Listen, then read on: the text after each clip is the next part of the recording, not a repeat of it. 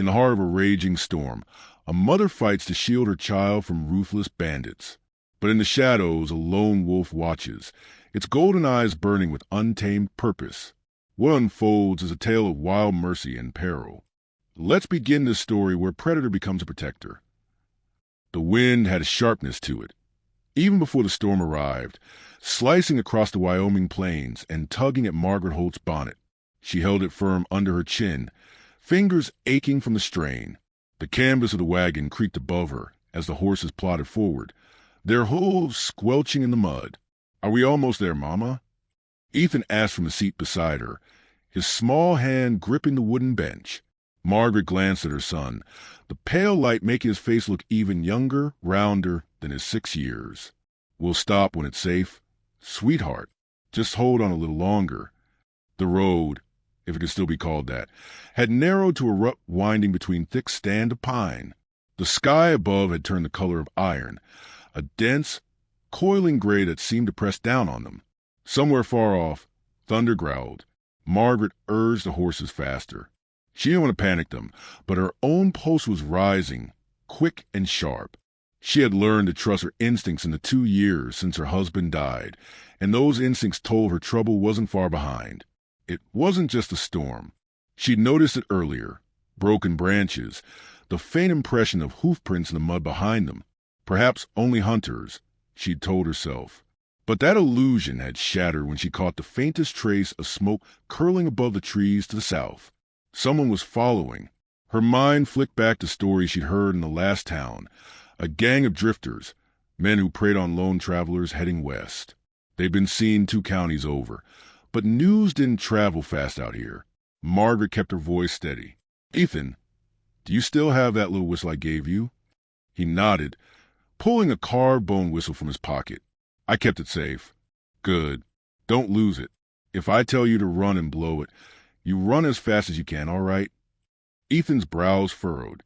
"Why? Are there bears?" "Maybe," she said softly. "We just need to be careful." Lightning cracked across the sky, illuminating the path ahead. The horses startled, tossing their heads, but she kept a tight hold on the reins. Behind them, hidden in the undergrowth, 3 men on horseback watched the wagon's slow progress. Cole Maddox spat tobacco into the mud and grinned. "She's got a kid with her, and she's light on supplies. Easy pickings." "Storm's coming," one of the others muttered. "We wait till it clears?" Maddox's grin widened. "No, storm's perfect cover." The rain began in earnest as they moved closer, silent as wolves. Margaret felt the first drops soak through her shawl. The path narrowed further, forcing her to slow the team. The wagon jolted over a half-buried rock, and Ethan let out a yelp. "Hush now," she soothed. "Just the road." Above them, unseen, a gray wolf stood on a rocky outcrop. Its fur bristled in the wind, golden eyes scanning the scene below. It watched the wagon, watched the shapes moving through the trees. Its ears flicked back. The humans didn't smell right. Too much sweat, too much fear. The wolf didn't know why it lingered there, but something kept it still, alert. The horses shrieked as thunder boomed directly overhead. Margaret fought the reins as the wagon tilted dangerously to the left. She pulled back hard, feeling the harness strain. Then came the sound she feared most. With splintering, the left will snap clean off with a groan. The wagon tipped sideways, throwing Margaret and Ethan against the seat. She grabbed her son and leapt free as the wagon came to rest against a tree. The horses screamed and kicked, but the harness held. "Mama!" Ethan sobbed, clinging to her as she steadied herself on the slick ground. "It's all right. It's all right, love. We need to move." Margaret scanned the terrain, rain stinging her eyes. Just ahead, a rocky overhang jutted out from the cliffside, a shallow shelter. She tugged Ethan toward it, keeping low, her boots slipping in the mud. They stumbled under the ledge as lightning split the sky again. She pressed her boy against the stone wall, trying to shield him from the wind. The sound of hooves reached her ears. Margaret's breath caught. She could see them now. 3 riders emerging from the tree-lean, rifles slung across their backs. She pulled the pistol from her coat pocket. 1 shot loaded. That's all she had. "Stay quiet," she whispered to Ethan. Not a sound. He buried his face against her skirts, trembling. The wolf above crouched lower, tail lashing.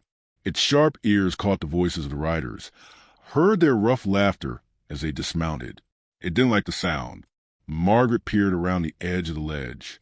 The bandits had stopped near the wagon. One checked the horses while another circled toward the cliff. Her grip tightened on the pistol. The wolf followed the second man's movement from above, its body tense like a coiled spring. The man was close now, too close. Margaret's heart slammed in her chest. Then the man turned back toward the others. "Looks like they ran off," he called. "We'll wait till the storm clears to check under the ridge." Maddox nodded. "Fine. Build a fire. We'll stay close." The men pulled their coats tighter and started making camp. Margaret let out a slow breath. Not safe yet. Not by a long stretch. The wolf remained where it was, golden eyes fixed on the bandits. It didn't move, didn't blink, only watched. And Margaret never saw it. Never knew that something wild and silent stood guard above her as the storm howled through the Wyoming night. The fire was weak, little more than a stubborn glow fighting against the storm's fury. Margaret cupped her hands around it, shielding the trembling flame from the wind that howled through the rocks like some wild animal. She could feel Ethan's small body press against her side, his breath shallow and quick, his damp curls plastered to his forehead. "Why can't we go home?" he whispered, his voice so soft she barely heard it over the rain. Margaret closed her eyes for a moment, feeling the weight of those words settle in her chest. There was no home to go back to. The land they'd left behind was ashes now, burned in a fire she hadn't been able to stop, and the man who might have rebuilt it with her was 6 feet under Wyoming dirt. She tightened her arm around her son, drawing him closer. "Because we're making a new home, darling," she murmured. "Someplace safer." Outside the shallow cave, the storm raged on. Wind whipped through the narrow pass, carrying needles of rain that hissed against the rock. The horses stood where the wagon had fallen, their heads low, flanks shuddering with cold. Margaret had thrown a blanket over them before retreating under the overhang, but it would do little good. She checked the pistol again. One shot, still. She hadn't fired it, hadn't needed to yet, but that thin comfort was all she had. Her fingers brushed the bone handle.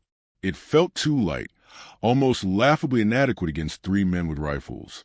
A crack of thunder rolled overhead, shaking loose a scatter of pebbles from the ledge above. Margaret jerked her head upward instinctively, scanning the shadows. For a moment she thought she saw movement, a flash of pale fur against the darkness, but it was gone before she could be sure. She told herself it was nothing. Ethan stirred. "Mama, I saw it again. The big dog." Margaret's brows furrowed. "What dog?" "Up there, when we got out of the wagon. It was looking at us." She brushed his damp hair back, forcing a small smile. "Probably a coyote, love. They're curious, but they won't bother us." Ethan didn't look convinced. His wide brown eyes stayed fixed on the mouth of their shelter. Unseen by either of them, the wolf lay crouched atop the ridge, its lean body perfectly still. Rain dripped from its matted coat, but it didn't flinch. Its ears twitched at every sound. The creak of leather from the bandits' camp, the faint clatter of a pot, the occasional low murmur of men's voices carried on the wind. The wolf's world was scent and sound and movement. The humans below smelled of fear and wet earth. The 3 others nearby smelled sharper, gunpowder, smoke, sweat. Predators, but not like the wolf. It didn't understand why it lingered here. Hunger gnawed at its belly. It hadn't eaten since yesterday's hare. But something about the huddled figures in the hollow drew it back, over and over. A rifle clinked against a rock. The wolf's head snapped toward the sound. One of the men was moving closer, boots squelching through mud as he walked a lazy circle around the broken wagon. His lantern swayed, throwing golden light across the wreckage. "They're holed up somewhere," he called back to the others. "Didn't get far in this weather." "Then let 'em stew," Maddox's voice answered. "We'll flush 'em out in the morning. Easier that way." Margaret heard the words too, faint but clear through the storm's lull. Her stomach twisted. They knew she was here. She pressed her lips to Ethan's temple. "Stay quiet," she whispered. "Don't make a sound, no matter what happens." He nodded, tears glistening in his eyes. The man outside paused, holding the lantern high. For an awful moment, Margaret thought he might see the faint glow of their fire. But then he spat into the mud and turned away. The wolf followed him with its eyes until he was gone from sight. Time stretched in, pulling taut with every heartbeat. The fire in the hollow sputtered, throwing long, shivering shadows across the stone. Margaret didn't dare sleep. She kept the pistol in her lap, fingers numb from gripping it too tightly. Every gust of wind, every shifting branch, made her flinch. Ethan drifted in and out of fitful sleep, his small hands clutching her skirts. Outside, the wolf kept its vigil.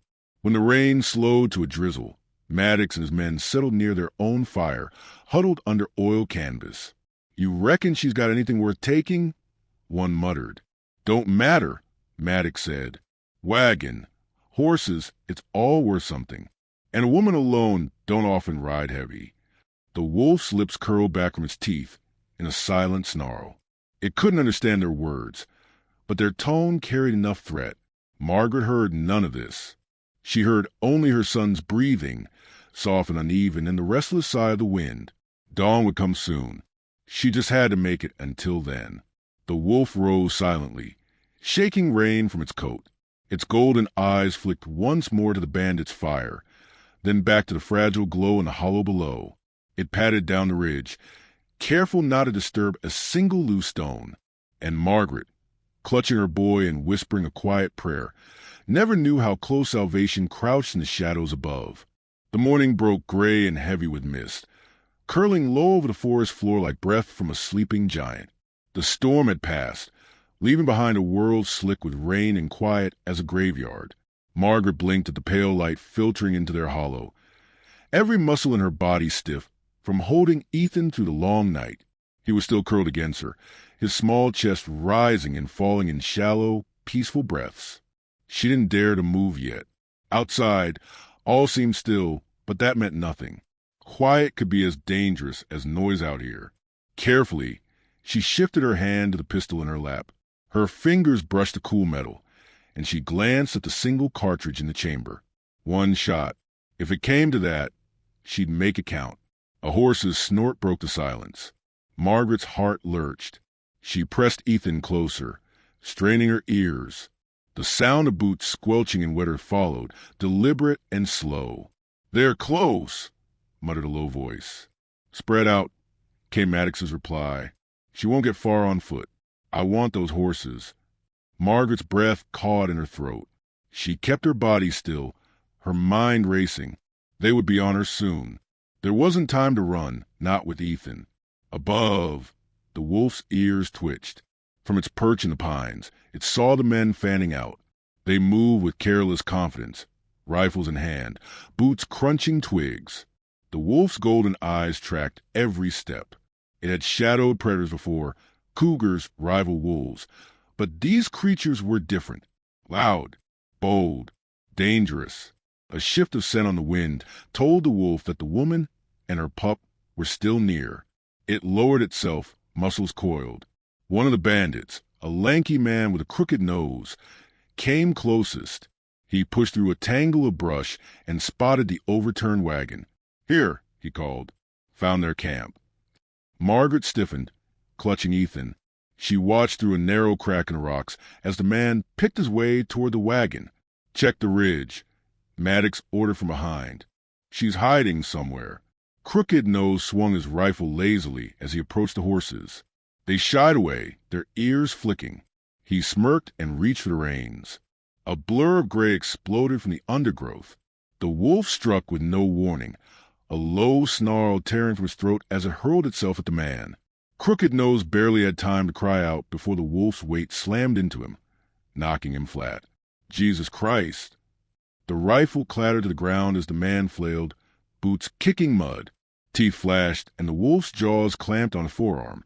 Blood bloomed bright against the wet earth. Margaret's stomach lurched. She covered Ethan's eyes. The other two bandits froze for a half-beat. "Shoot it!" Maddox barked. The second man fumbled with his rifle. The wolf released its grip, bounding back into the trees as a shot rang out. Bark splintered where the bullet struck a nearby trunk. "It's a damn wolf!" the shooter shouted. "No, really?" Maddox snapped. "Get before it scares the horses off." The wolf vanished into the underbrush, silent now, a shadow among shadows. Margaret forced herself to breathe. The animal had given her precious seconds.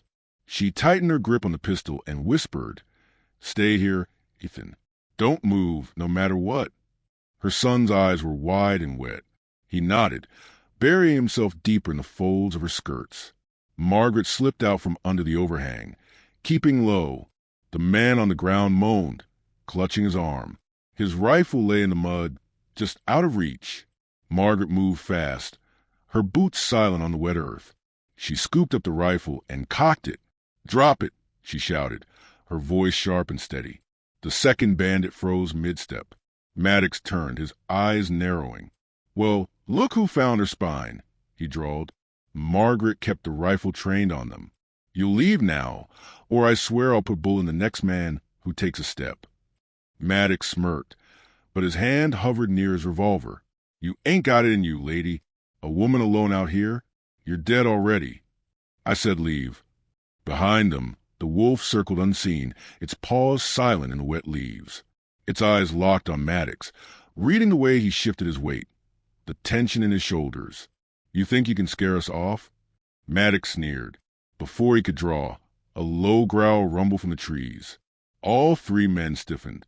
The sound deepened, rolling like distant thunder. Then the wolf stepped out of brush, its hackles raised, fangs bared.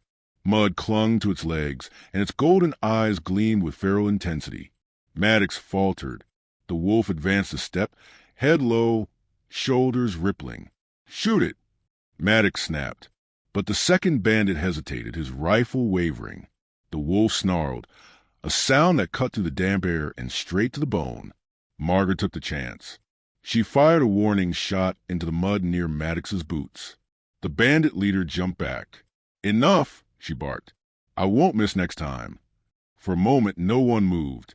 Rain dripped from the pines, the only sound in the heavy silence. Then Maddox spat into the mud. "Fine. Keep your wagon, lady. Ain't worth getting torn up over." He backed away slowly, eyes darting between the woman and the wolf. "Let's go," he growled at the others. The second man followed, dragging his injured companion. Margaret stood frozen until their shapes vanished into the mist. The wolf remained a moment longer, its gaze locked on her. Margaret's hands shook on the rifle. She could feel her heart pounding against her ribs. "Why?" she whispered, though she knew the animal couldn't answer. The wolf blinked once, slow and deliberate. Then it turned and melted back into forest. Margaret let out a shuddering breath. She lowered the rifle and ran to the hollow. Ethan flung himself into her arms. "You're safe?" she murmured, clutching him tight. "You're safe, my sweet boy." But even as she spoke, she found herself staring at the place where the wolf had stood, and in her chest, she felt a strange, unsteady gratitude for the wild creature that had come to their aid. The wind rolled low and heavy across the Wyoming plains, carrying with it the scent of wet earth and pine. Clouds gathered like bruises on the horizon, thickening and twisting it on themselves as the wagon creaked along a narrow trail. Margaret Holt sat tall on the driver's bench, the reins clenched in her calloused hands, her bonnet tied tight beneath her chin to keep the wind from snatching it away. Beside her, 6-year-old Ethan clutched the edge of the seat, his small boots dangling and his eyes wide with a mix of awe and unease. "Are we going to get there before the rain, Mama?" he asked, his voice almost lost in the rush of air. Margaret risked a glance down at her son. He had her husband's eyes, large and brown and unguarded, and that, more than the storm ahead or the trail beneath them, made her chest ache. She forced a smile she didn't feel and gave the reins a small flick. "If the horses keep their pace, we'll make it," she said. "But if we don't, there's always shelter to find. Don't worry, Ethan. We'll be all right." She prayed it was true. The wagon jostled over a rock, and Ethan gripped the seat tighter. The wooden wheels groaned in protest. Ahead, the path narrowed further, flanked by towering pines whose tops swayed in the growing gale. The air had changed in the last hour, the way it sometimes did before a storm broke loose, a thick, pressing stillness broken only by the low growl of distant thunder. Margaret glanced behind them, her heart tightening. The ruts of their wagon wheels stretched out in a line of dark, wet earth. Beyond that, the forest was still, but stillness could be deceiving. She had noticed signs earlier in the day, a broken branch too cleanly snapped, faint hoofprints in the softer stretches of mud, perhaps only another traveler headed west. But Margaret's gut told her otherwise. They had been followed since the last town. She was sure of it. "Ethan," she said softly, not taking her eyes off the road, "you remember what I told you about the whistle?" He nodded, reaching into his coat pocket and pulling out a small carved whistle on a leather thong. "If you tell me to run, I blow it as loud as I can." "That's right. You don't let go of it. Ever."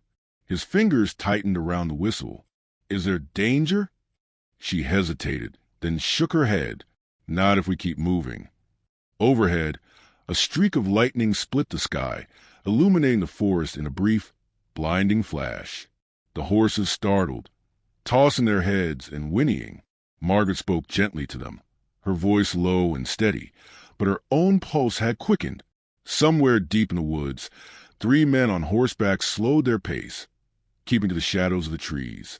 Rain slicked off the brims of their hats as they watched the wagon move. "That's the one," said Cole Maddox, his voice low and sharp. "Woman and a kid, just like the old man said." One of his companions spat into the dirt.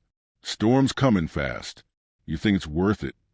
"Everything's worth it when you're hungry enough," Maddox replied. "We moving close." She's got nowhere to run. The first drops of rain began to fall. Margaret felt them splash across her hands. Cold and heavy, the road beneath the wagon had turned slick, the horses struggling to find footing in the softening mud. She urged them on, knowing there was little daylight left. "Just a little further," she murmured, though she had no idea how much further she could push them. The sound of hooves behind her made her blood run cold. She didn't dare look back. Instead, she searched the treeline ahead for any sign of shelter. And there it was, a jagged outcrop of rock rising from the slope to the left, its base hollowed into a shallow cave. "Hold on tight, Ethan," she said, her voice tight. "We're stopping here." The wagon groaned as she pulled the reins hard to the left.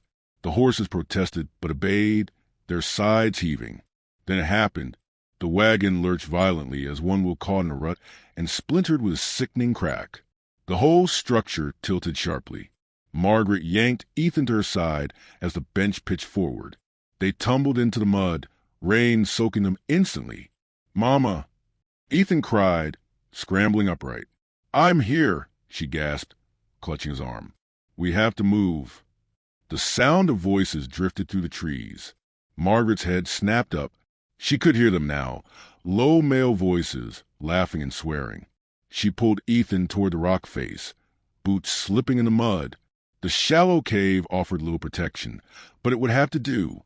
"Hurry," she urged, her breath ragged. They pressed against the cold stone as rain lashed their backs. Margaret wrapped her shawl around Ethan's shoulders, shielding him as best she could. "Don't make a sound," she whispered. "Not a single sound." Ethan nodded, wide-eyed and shivering. Above them on the ridge, a wolf watched silently. Its coat was matted with rain, its golden eyes fixed on the wrecked wagon below. It had smelled them long before it saw them. Human fear carried on the storm winds. But now its nose twitched as it caught a different scent. Sweat, leather, and smoke. Predators. The wolf lowered its head, ears flattening. Below, Margaret pressed her back against the rock, clutching her pistol.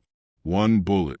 Her thumb brushed the hammer as she listened to the sound of boots squelching in the mud. "They can't be far." Maddox's voice carried over the rain. "I'll check the ridge," another man said. Margaret held her breath. The wolf's golden gaze tracked the man's movements as he drew closer to the wagon. It crouched lower, tail lashing in silent tension. The man paused near the wreck, scanning the slope. "Looks like they bolted," he called back.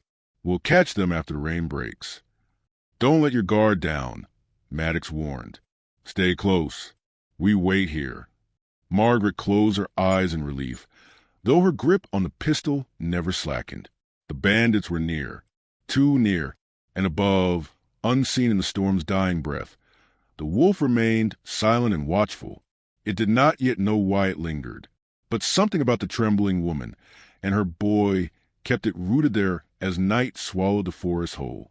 If this tale of survival, courage, and the bond between woman, child, and wild left you breathless, there are more journeys waiting for you. Subscribe now and step into the untamed heart of storytelling, where every story is a frontier and every ending leaves you wanting more.